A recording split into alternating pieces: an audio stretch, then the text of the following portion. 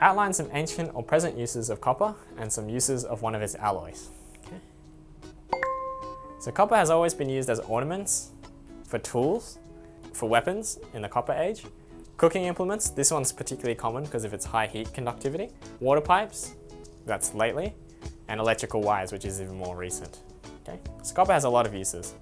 Bronze is an alloy of copper, and it was used because it was harder than copper. It had much more hardness, so it resisted deformation a little bit better. So we used it in cutting tools, armour, statues, bells, and statues again.